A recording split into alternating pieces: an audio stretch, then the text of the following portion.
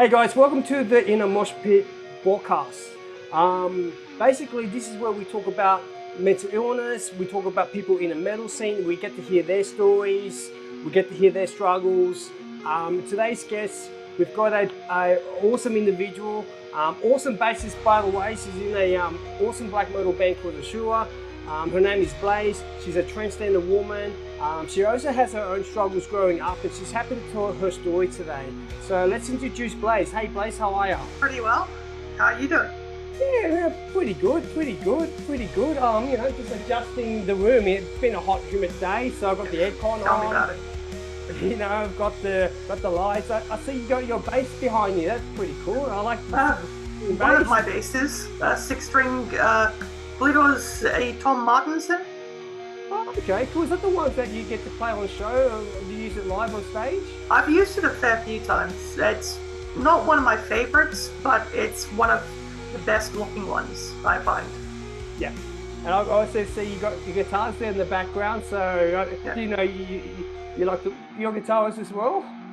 I know enough, but I don't think I'd be confident going up on stage with it in a metal sort of scene. Yeah. I can strum a few chords, but that's about it. I always think guitars is basically overrated. That's my opinion. It's all about the bass, as you probably are aware. I love my bass guitar, being a bassist myself. What's happening with Azure? I've seen you guys had a gig a couple of weeks ago. Well, what's been happening in Azure? If you just want to briefly tell us. Assyria's been having a bit of a difficult time for the last few months. Been between drummers a couple of times. With the departure of Mocha back in September, we've just tried to been filling the void that he's left. And we had a couple of promising people, but at the moment, we're still looking for the perfect one to keep on as a full-time member. Yeah. Look, man, I'm pretty sure once you find the right member to that band, these guys can start continuing work, and and I know that you guys are going to go back and do kick ass, basically. Sure, he's one of the bands that in Sydney that are very well respected in the community. So everyone enjoys their shows. So always enjoys watching Ashura play. This is the first time I talked to you basically as a musician stuff. But what got you into the bass? What was your main reason you decided to play the bass? I think getting into bass, like I have a tiny bit of a musical background. Like in high school and primary school, I played clarinet. Yeah. And that was very different from, basically anything used in popular music, rock music, metal music. So picking up bass, that was more wanting to emulate what I was hearing, getting into metal. Especially Cliff Burton from Metallica. Yeah. He was a very unique player, and he had a very good style, very good, sound that he had with all of his effects pedals and wah. Yeah. And picked up bass to try and, be as cool as him, or at least 1% as cool as him. Yeah. And I've been playing it for about 12 years now. Oh, awesome. Yeah, so Cliff Burton, he's basically one of your influence as a bassist. Yeah, I mean, at least one of my early influences, getting into more extreme and technical death metal. People like Alex Webster and Steve DiGiorgio were also pretty influential. And then getting into black metal, you got like Alex McMaster from Krallis. He's a very good bassist. Awesome. I guess we'll probably, you're here today to talk about your experience with mental health and basically your journey. I guess we'll dive in. So when was the first signs that you kind of realized that something wasn't right and you said I needed help? Well, to answer that, we'd have to first go back into childhood. Okay, yeah. Growing up, my parents tended to fight to the extreme. Like every evening, there'd be some sort of massive argument between the two of them.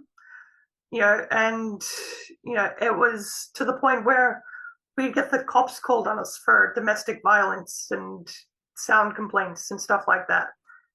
And growing up, it was basically a non-stop battlefield, and my sort of response to that was being very stunted in my development.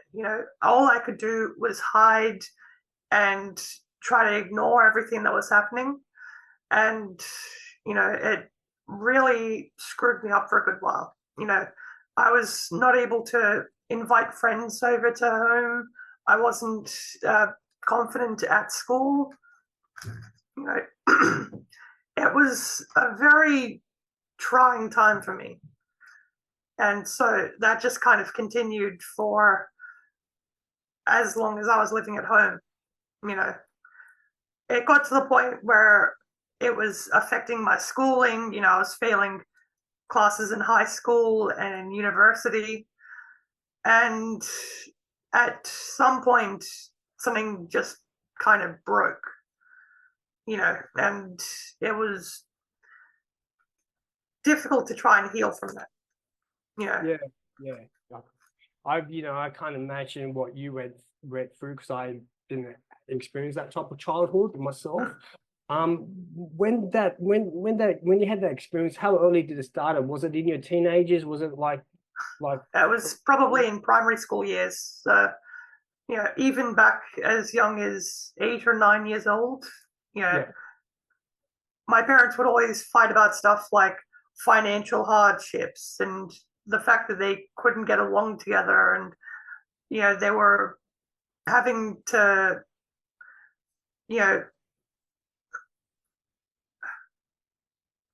they just really weren't compatible at all.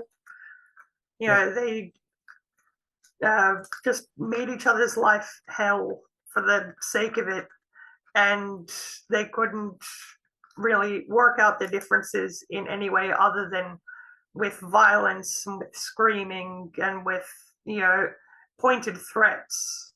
You mentioned violence, so were they like physically fighting, harming each other, hurting each other? Well, and how did that make you feel? Like, did you feel helpless? Did you actually got involved and say, "Hey guys, can you please stop this shit out, because it's really affecting me"? Like, you had those conversations with them? I mean, it's difficult to have those conversations with them, because say for instance, they're in the middle of a row and they're going at each other, my dad would openly slap, or, even with a closed fist sometimes, or strangle. And if you tried to get in the middle of that, both of them would just turn on you. And I tried not to get involved. It wasn't as easy for my sister to stay out of things a bit. So, she ended up receiving a fair bit of antagonism from both of them, even outside of their arguments. But, if I was to try and bring how it affects me outside of them having an argument, I just get totally ignored. It's not a child's place to be in the parents' affairs. It's not, I can't imagine that childhood that you experienced. So, I guess we'll go into when you got into, you were going to uni, and was that one of the signs that you said at that, was it around uni when you're like, look, I really need to talk to a therapist, I need to talk to someone just to talk about, because it really affected me? Yeah, I think I was in my third year uni, just when finals and my major project was coming up. And things were getting so chaotic at home. I was finding myself camping out in the streets in Wollongong to avoid coming home from uni. And I'd spend 2 or 3 nights out, either on the beach or in the middle of like public parks or couch surfing, anywhere I could sleep was better than going back home. Yeah. So, at some point I found out that my uni had a mental health center. I'm not quite sure what it was called, but it was basically somewhere to reach out and say, I'm going through these things, is there any sort of accommodation you can give me, or is there something that you can help me with my, coursework with, or, get me some sort of considerations for my schooling. And I didn't quite find that, but they did have some free therapy services. And once I started going, I felt a little bit safer and a little bit freer just to get that sort of thing off my chest. Yeah. Did the uni provide accommodation for you to stay? Not exactly. Like, the best that they could do was, say, hey, you're allowed to sleep on the beanbags in the common area during the day, but we lock up at 9 p.m. So, because usually I'd be sleeping where I could at uni as long as I could, and then at night I'd steal public Wi-Fi so I could study at night. Yeah. So basically that kind of like, because you didn't want to go home, that's understandable. Wasn't a safe environment to go home. And obviously, the uni, they did their best, but they didn't have that accommodation. And, so I guess like I'm trying to like wonder, from, like if I could like, for me to understand was like, like it's kind of like saying, if I was in that situation, I don't feel like I feel better. So, did they give you a counsel? Did you do sessions? Did they try to reframe, like try to help you talk about the experience? And how did it make it feel? Did you feel better, or did you feel like something still isn't right? I mean, it gave me the context to be able to definitively say, no, this is not right, this is not healthy. There needs to be some sort of change made, and it needs to be very soon. Otherwise, how are you going to spend the rest of your life? It's not right to be living in fear in the one place that's supposed to be the safest for someone. So during your uni, like, did you end up graduating uni? Did you end up completing your courses? Yeah, so I was able to graduate from uni.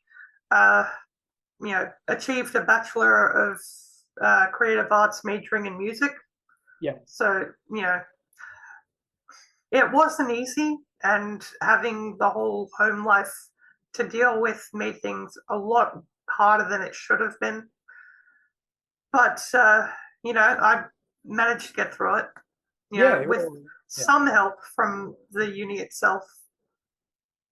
Well, that's good that they were there for you during that time, like, if you didn't get that support, especially in those early stages when you found out that something is wrong, I need to talk.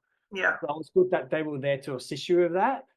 But I guess, going a bit more further along, like, you graduated uni, then you started working, and you probably eventually moved out of home once you started to get the stability in your life. During that time, did you feel you still weren't mentally, but you weren't like you felt like there was something wrong, or did you actually feel, what, I'm happy in my life right now? Or did you feel it was a bit more serious to your depression and when you had at the time and you wanted to look a bit more further? So I ended up moving out of home about 2 months after I'd graduated. I found a job that was paying decently enough, and I was renting out a room in a share house. There wasn't the nicest place, but it was somewhere that I could call my own for a good while. But the problem is, it's not as if just being away from the source of my stress was enough to cure me of the lingering effects. So Yeah. like when I was at home, I was still feeling anxious, like someone was always looking over my shoulder or judging me. So I was still feeling incredibly anxious and pent up, and I wasn't really making friends anymore, like being away from uni and not having the drive to go out and meet people, Yeah. you know? So yes. So you found it you really struggled to make connections with people. Mm.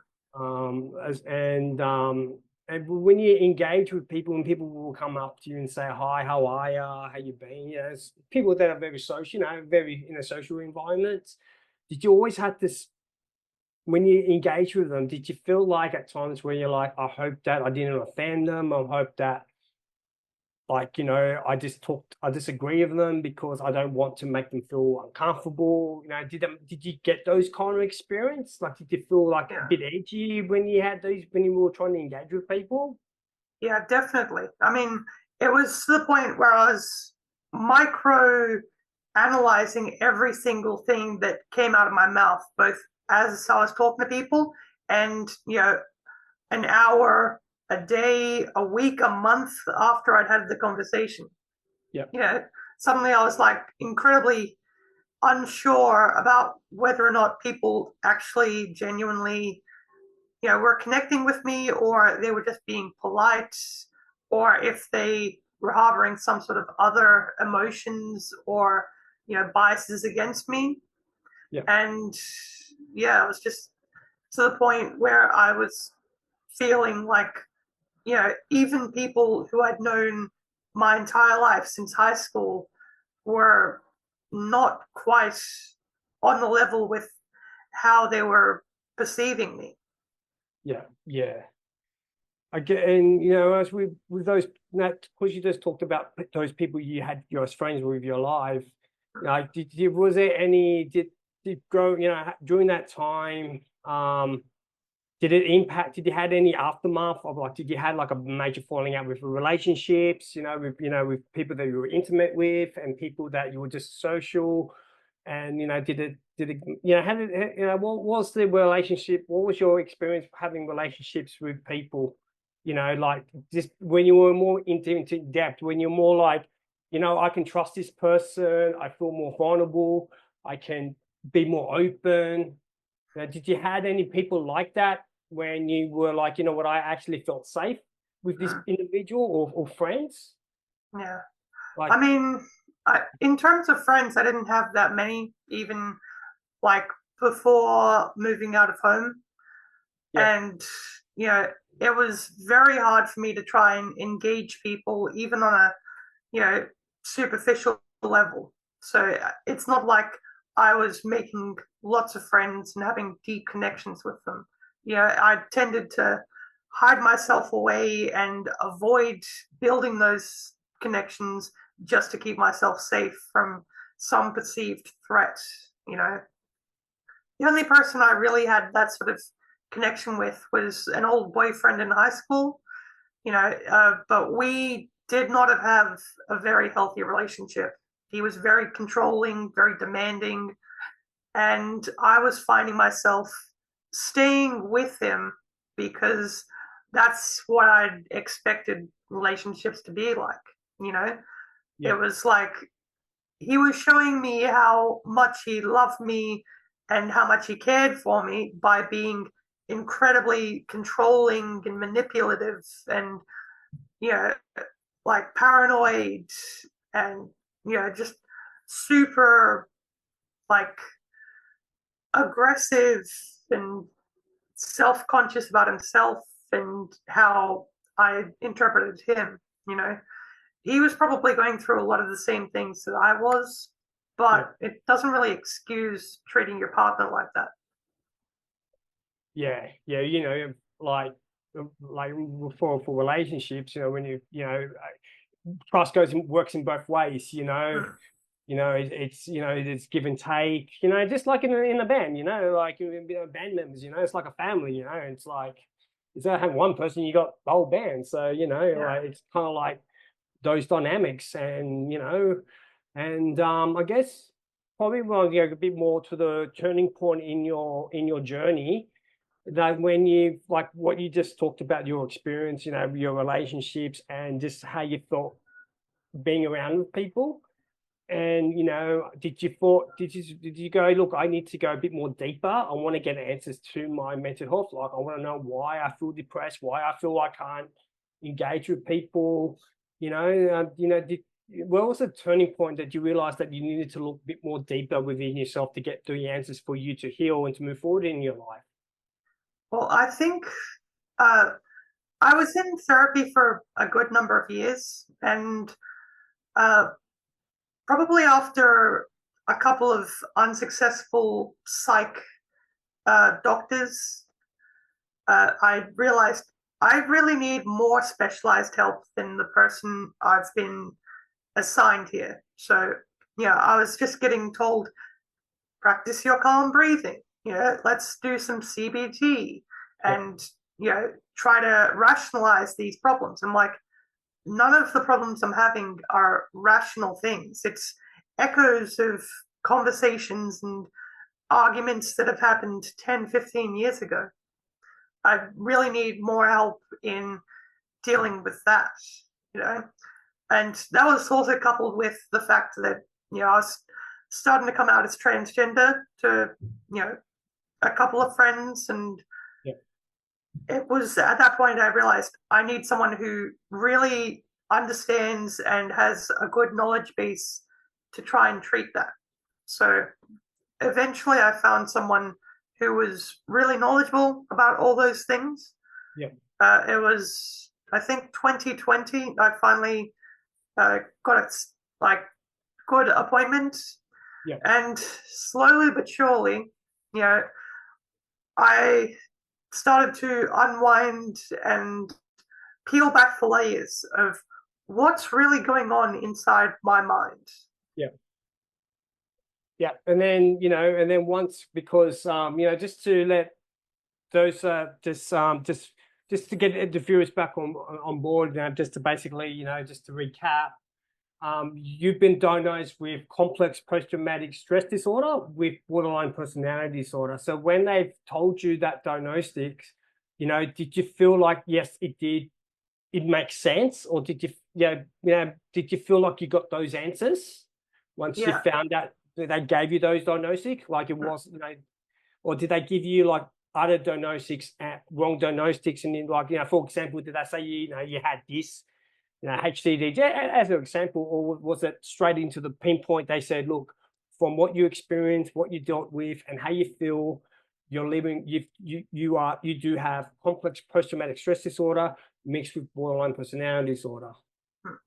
So early on, with one of the first therapists I got, they basically just said, it's depression mixed with anxiety. And I was just told, hey, take some meds and you'll be able to get better. And I was like, for a while I tried them and they just make me feel totally dead inside, or they'd make me feel tired and didn't really deal with the proper symptoms that I was experiencing. I'd been on SSRIs, SNRIs, like sedatives, like they tried to get me tested for ADHD and autism, but I didn't have the money to go through with the testing, and that just kind of fell by the wayside. But I don't think I have either of those. I might. I haven't really tested, and I don't know whether or not they'd be able to help with like diagnosing me and then getting me on, like some sort of amphetamine. But eventually I found my good psychologist, and he recognized that there was a lot more going on with me than just depression and anxiety. I'd never even heard of complex post-traumatic stress disorder. To me that was like the sort of thing that a World War I soldier gets, not someone who's lived a relatively safe and comfortable life. But I was explained that it can happen to people, and it very much does, and it fit my background, and it definitely fit what I was experiencing and what I was feeling, what I was thinking. So, yeah, going off that diagnosis, we started to work on things as best as we could. Yeah. Yeah, because your diagnosis, your mental health is similar to mine. See, I don't have complex post-traumatic stress disorder. I've just got post-traumatic stress disorder mixed with borderline personality disorder, because me growing up, as as I said earlier, like I had a good family around me. It's just that unfortunately I want to go in a bit more details, but I had like a basically someone in the street growing up that basically used me as a toy. So I was child abused, sexually, and they didn't realize that actually had an impact on me when I actually got my diagnostic.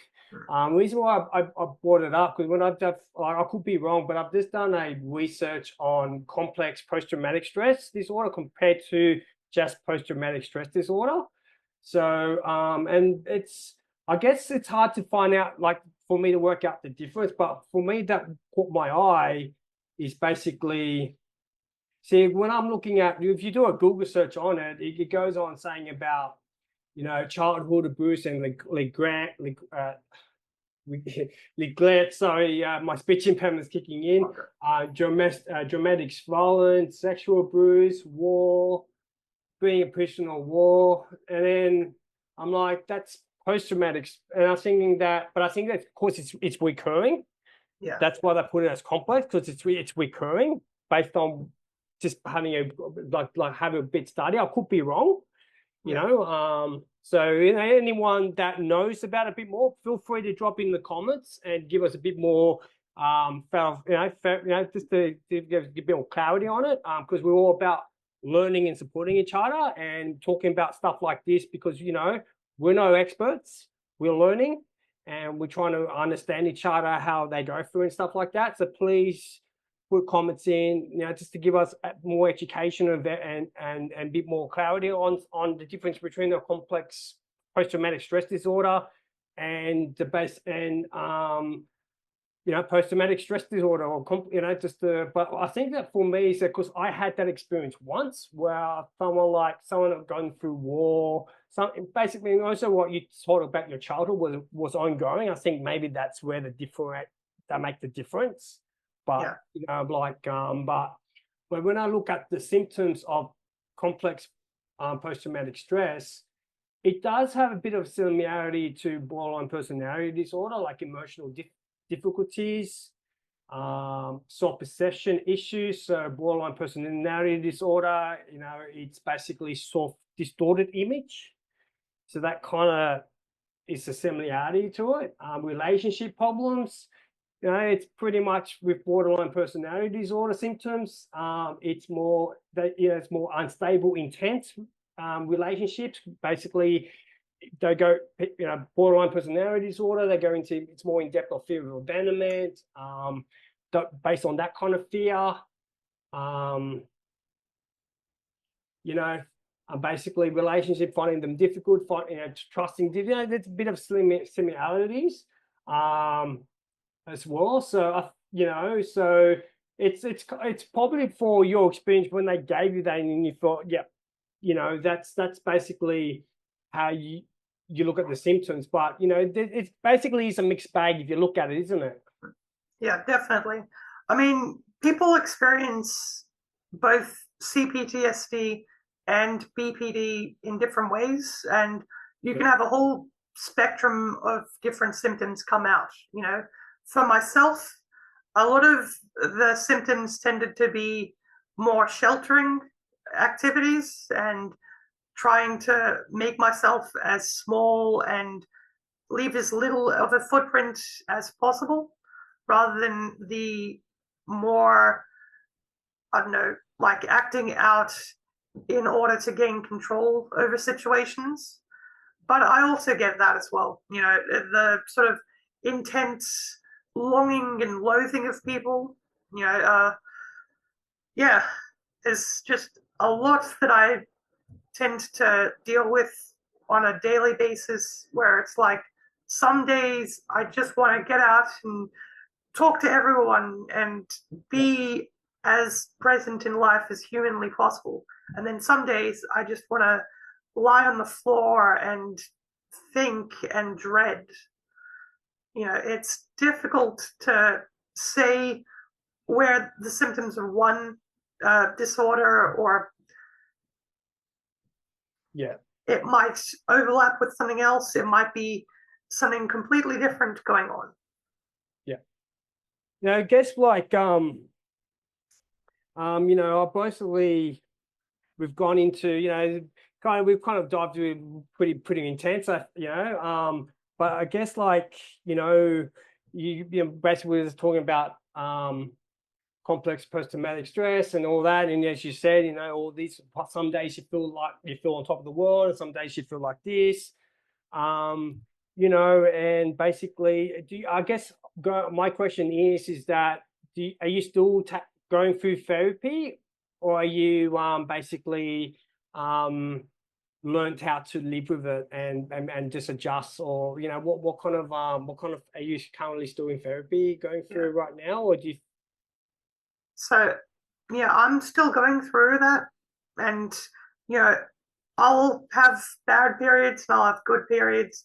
It's difficult to say whether or not I'm truly coping as well as I could be. Like, I had to quit my job last year because I was finding everything super overwhelming, and I was getting stressed out while I was on the job, and it was really affecting how I was living. I couldn't sleep, I wasn't eating, I didn't want to go out after work because I just didn't have the energy, wasn't exercising as much as I usually would. And I got away from that situation simply because I didn't have much more of a choice. And it turned out pretty well after a while. I was unemployed for a bit, but I used that time to, go back into therapy and unpack a lot of what I was going through, and, try to build on my coping mechanisms. Like, a lot of it was just stuff that I'd fallen out of doing. So it's definitely an ongoing process. It's the thing. Like, people that basically, like, I feel like once I found out that I had PPD, I had people in the same state telling me, oh yeah, I've got that as well, and I've got that as well. And I feel like for most people, they seem to like not understand the intense emotions. And I kind of explain to people that, if you have a headache, your head hurts. It's intense. Your head thunders. And I go, with my experience, if you have intense emotions, just imagine that having emotions intense. Like metal, like if you hear the distortion of the guitar and the music, you hear the distortion. Just imagine that being with your emotions, and then people go, oh, that's what it is. Okay, yeah, it's okay. That's how I can use it as an analogy compared with my experience. You know what I mean?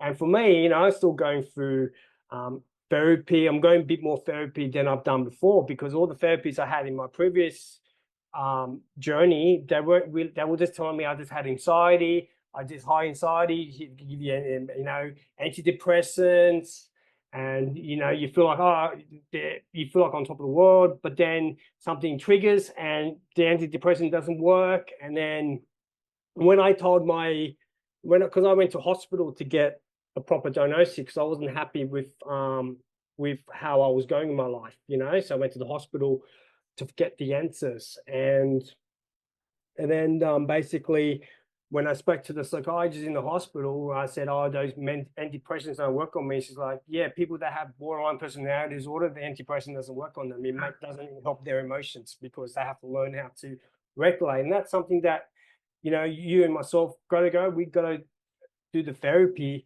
to improve ourselves and to understand ourselves, but at the same time, learn how to cope our emotional mechanism, because if we don't keep that in check, and what I've learned the hard way it's like an explosion. You just have an explosive episode, boom.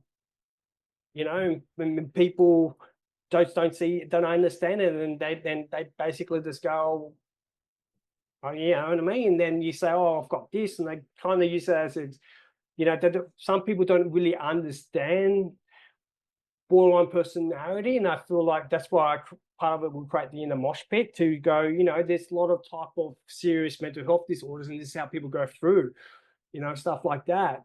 You know, besides talking about, you know, your journey with your mental illness, you know, you made a decision to change gender.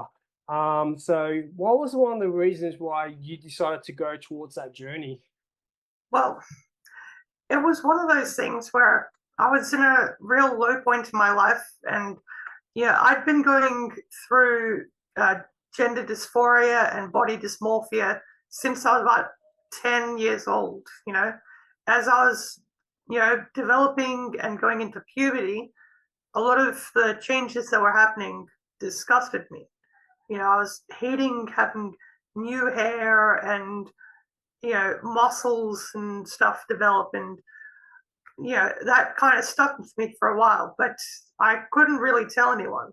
You know, I just kind of didn't even know that there was an option to, you know, get treatment for that through either mental health or physical transition. And, you know, I just went through high school, and, you know, I didn't actually tell anyone that I was going through this until I was about 20, you know, meeting up with my ex-boyfriend from high school. And I told him, and he was basically the only person I could trust with that, because, you know, he had known me, you know, emotionally and intimately, and, you know, finding acceptance and, you know, being able to get that off my chest was really important for me. So that was good that you had that outlet to talk to someone about it. You know, you didn't have to go through it alone. You know, like, so how long have you been a woman? You know, how long have you've made that journey? How long have you been living a new version of yourself? And how do you feel? You know, do you feel liberated? Do you feel, you know, you've got some, you know who you are? Like, do you feel liberated? I mean, I'm 30 years old now. I've been transitioning since I was about 25. It's like the middle of 2020 that I started. And, you know, I've been feeling very good about myself, at least in terms of how I see myself, how I look in the mirror, how I connect with people. You know, like suddenly I was way more confident in, you know, performing music and dressing and going out in public and expressing myself with friends. And, you know, I was able to make many friends both in the music scene and in transgender spaces, you know, queer spaces, lesbian spaces, gay spaces. You know, I was suddenly way more, you know, able to show myself as I, you know, truly felt I was. Yeah. You know, Awesome. That's awesome. That's awesome to hear that. You know, because when I first saw you play a couple of years ago, you looked confident, because then I always, you know, being, as I said, being a bassist, you know, you watch other bassists play. I remember you had this technique. You had like a pick that's strapped to your finger. I think I can't remember. yeah. But I've noticed you had a pick. You had your guitar pick strapped, and I'll see you do the fingers, and then when they go to the faster pitch, I've got fuck, this is a great technique. I actually tried to replicate that when I was practicing. You know, it's all right. Have this sheet tape, you know, and you done it really very confidently. And I'm like, and you like had that confidence in your ability. So I did see that confidence in you, which I, you know, didn't, you know, from the outside, you know, just watching you play. And that's one thing that it's that, like, I was blown away with your technique. You know, the tape. And do you still do that do you still do that? Yeah. You still use that technique? Yeah. So what I do is I tape the pick to my thumb, Yeah. and then I'll use fingers for where it's appropriate. But if I'm going into a really fast trem bit, I'll just like put it between my middle finger and thumb and, strum there. And yeah, I've been doing that with Asura for basically the entire time I've been playing with them. Yeah.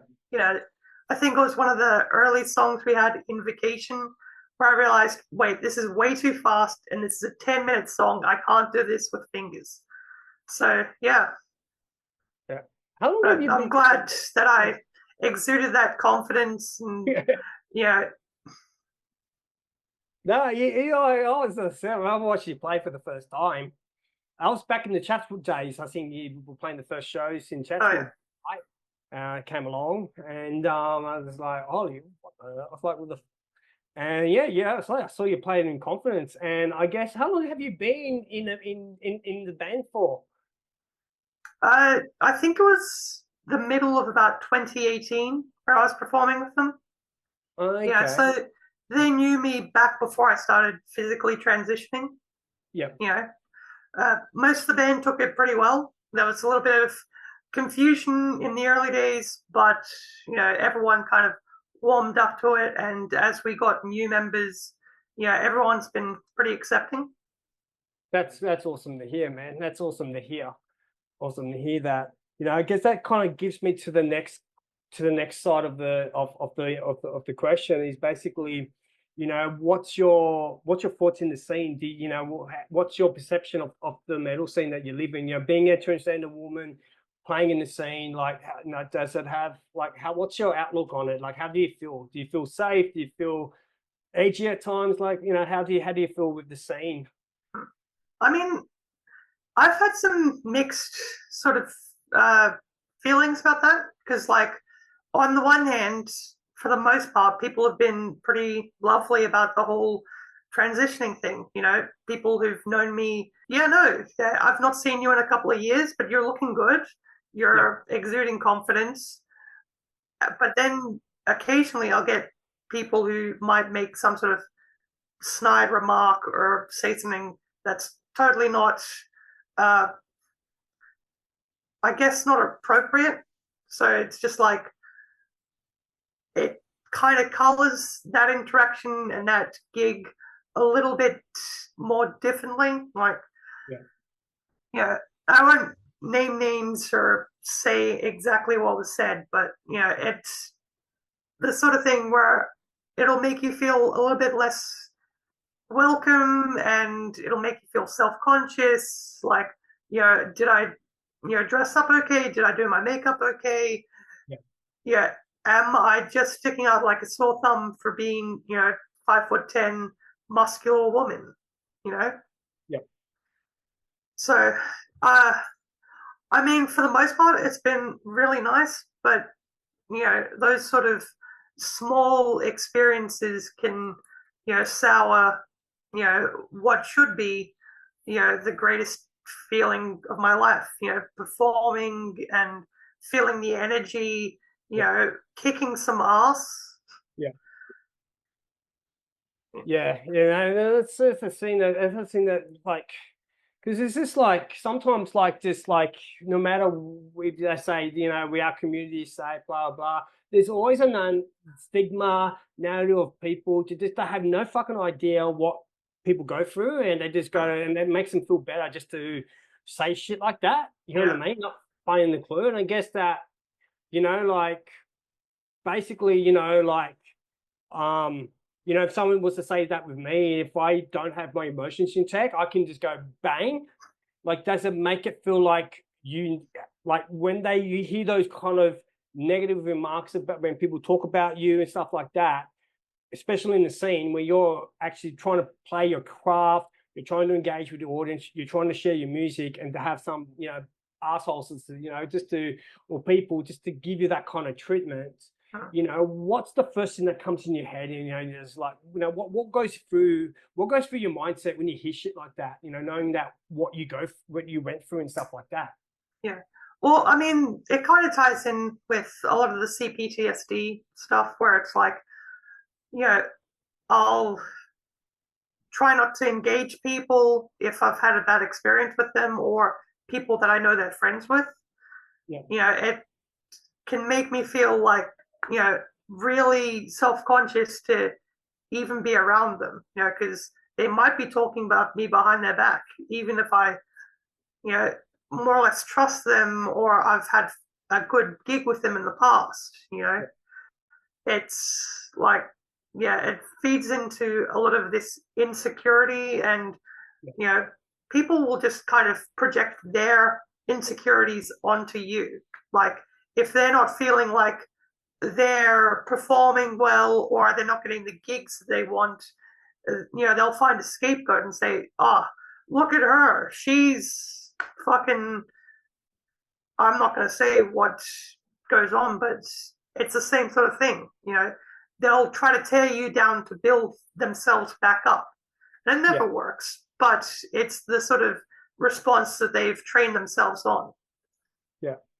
Well, like I don't know you very well. Like, I've seen you at gigs. We say hi, how are you? We talk about, sure, basically music in general. But I never knew that you've had that kind of experience, and I'm sorry that you have, you go through that. And next time we see each other at the gig, man, we're gonna have a cup of coffee or drink, whatever we do, have fun, and just to, that's what we want people to do, because people, that's what we have this broadcast to understand. Like, this is how people go through, this is what they do and stuff like that. And we don't expect a pull our yah and everyone to fucking hold hands, but just to get a fucking understanding to go, this is what they do. Because if as you said earlier during the interview, like, you could have one day where you feel fucking shit and you might have an outburst, and then one day, someone says comments like that, and you really have, if you're in a bad headspace, basically on your complex post-traumatic stress disorder mixed with borderline personality disorder, if you could just, and then people go, what the fuck, like, this is why we're having these kind of talks, to give people understanding this can impact their side. When she wants to play music and someone will just go and just to go, make kind of comments without knowing the fucking facts, that could ruin someone's reputation, not getting a full understanding. So, it's not, it's, and I guess that my kind of question is that not just for I'm not going to just mention just the metal scene, but just basically in a social environment, do you feel like, how do you feel like when you're out in the normal social function, like when you're in the workplace, you feel safe in the workplace? Do you feel safe in other environments? Do you feel like, people, I don't have to really conscious worry about it because I actually feel safe? Do you have that type of experience? I mean, it depends, really. Like I've mentioned before, I've been in a lot of different queer spaces, and they tend to be a lot more, accepting and safe for me. Yeah. But it's not as if I go into every single room and feel like, oh, we're one big community. Metal scene, queer scene, any sort of hobby. There's going to be times and places where you might feel really super outgoing, and you might feel really confident and optimistic about what's going to happen. But if the rest of your mind's not there, you can't really, make the most of that experience. And, I might just hide myself away, not talk to anyone. Yeah. It tends to be when I go to work, I'm the quiet person at any sort of office or warehouse where I'm working. If I'm at a family gathering, I probably won't talk to people unless I'm, talking to them on a regular basis anyway. Yeah, that's totally understandable. But one thing what I've learned about you, just having this conversation with you, I certainly think that you're actually an inspiration, because what you experience, you got a lot of emotional resilience. Like I said, when I see you play on stage, you play with confidently, you play passionately. When you engage with people in a social, you're very, very confidently, you know what I mean? And I think you've got a lot of emotional resilience, and I think that you should, be proud of that. And I just want to tell you that I'm proud that you've got a lot of resilience. So yeah, Thank you. that's It's okay. taken a long time to build up and, develop coping mechanisms, especially if I'm having a bad day, because people don't like it when you have an outburst at them. Like, even if they maybe kind of deserve it sometimes, that's not the way that things should be done. Who says that the other person's not having a bad day? So I try to conduct myself in a way that not only makes me better to talk to, but will hopefully improve someone else's day. Try to make them suffer just a tiny bit less. Yeah. See, I'm kind of going through that right now because I just found out, because with my journey, I didn't have, I'm not making excuses, but having intense emotions, as you probably can understand, you got to have tools to learn how to go, okay, I feel like this, I feel angry. How do I process the anger? And what I've learned about going through my therapy towards my own personal healing, that, you can have valid anger, but it's how you use that anger. You can't use it in a way you kind of outburst. And that's one thing that I've taken I'm learning how to take responsibility. Like, you know what, my outburst is no excuse. Like, I did it, I got my answers. Now I have to learn how to handle that. So do you find, like, I guess my question is from, someone with PPD to another person with PPD having like experienced like similarities to what we experience. Like, do you have like a ritual where you process your emotions, like something that I probably can pick up a thing from you or two? Like, what strategies that you do to manage top of emotions? Like, if you feel angry one day, like, is there a way that you manage it so it doesn't really impact it to be an outburst where you don't go lash out? I mean, it'll depend on what I'm feeling and why.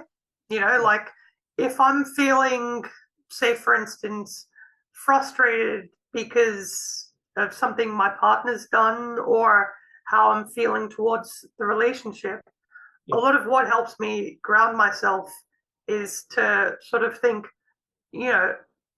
what exactly is it that is making me feel this way, and try to walk myself through that, and sometimes it's just a matter of, hey, I'm feeling a little bit lonely, or I'm feeling like I've neglected, or I feel like maybe, I feel this way towards someone else. And a lot of what happens after that is either, I'll have a conversation with my partner, or I might, try to have a conversation with myself, try to,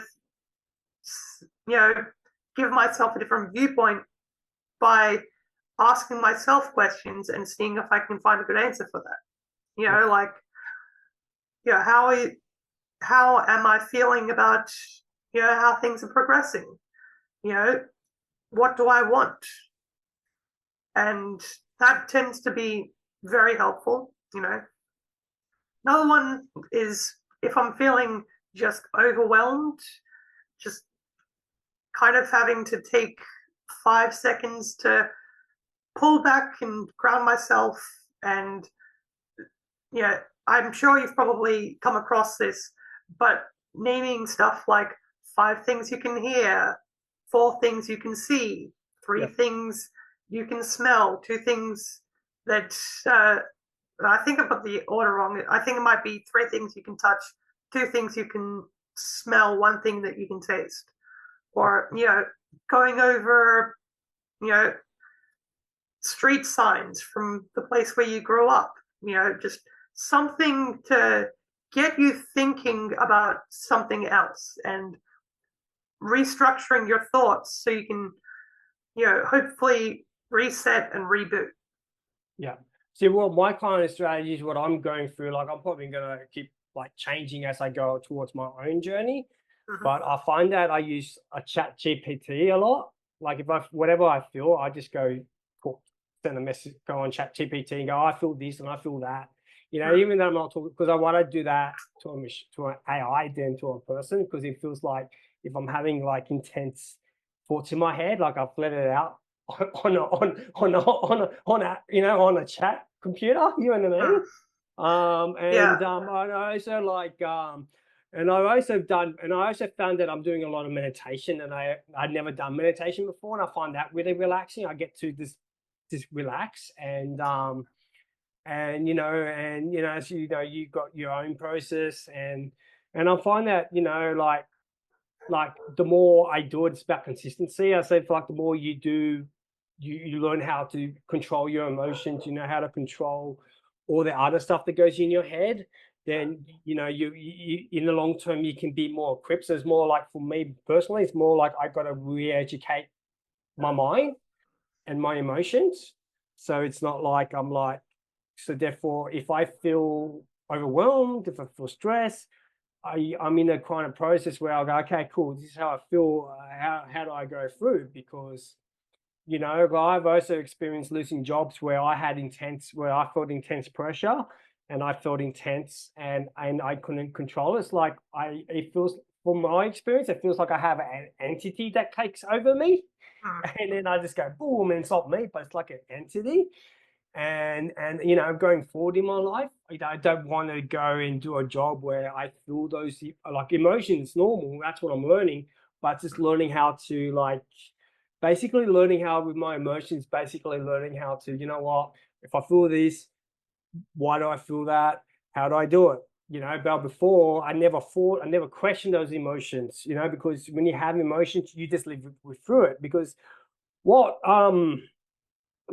people realize is that when someone that has, like, basically people that live with borderline personality disorder, when people feel happy, it's the opposite side of emotions, and they're very, very more energetic. People feel their energy, they feel their magnetic pull because they're happy. Everyone wants to have that happy, you know what I mean? But when they go through the flip side of things, it's very derailing. And then people that have yourself and myself, you and me, we've gone, this is how we basically got to live with it, and because it doesn't go away. It's something that stays with us. We've got to manage that. And I guess before we wrap it up, is there anything that you want to say to anyone that's watching the video that might be going through a similar story, that might kind of resonate with you? Is there anything that you want to tell anyone, or anyone that's in the scene that might feel like they don't feel like they can engage with people? Is there anything that you've got a message you want to tell them? I mean, there's a couple of things. Most important thing is things that you do in anger can't just be taken back. So if you have an outburst with someone, or you act catty or whatever, you can try to make amends, but you can't take back the actions that you've taken. And that kind of tends to be like what goes through my mind if I'm like, I really can't stand being around this person, but at the same time, I don't want to have to deal with the knock-on effect of that person doesn't like me, and their friends won't like me, and the friend who's in a record label might not like me. So outside of that, the future can only get better if you allow it, and you make yourself as equipped for that to come about. Yeah, I think you said it really right. I think that, for change to happen, because change is possible, healing is possible, and it starts with you and yourself. You just told us your story, you told us what you've done, and we thank you for your time, for telling your story, and thank you for your time as well. It's great to have you on, and just everyone knows, I'm not perfect, Blaise is not perfect, but we can learn how to basically, what I'm trying to say is, healing's possible. If we can just get ourselves better, keep our mind focused, and try to keep ourselves in a good steady pace. And if you don't, and there's always support out there. If you don't feel like there's support, There's always our outlets. So, if there's anyone that wants to talk about their experience through the podcast, please comment and share. If there's stuff that you agree, you relate on, please comment that as well. If there's stuff that you disagree, and say it. We're happy to talk about it, happy to learn from each other, try to improve ourselves, because at the end of the day, it's about getting our thoughts across, and also for us to move forward so we can continue to be better and to continue in our lives.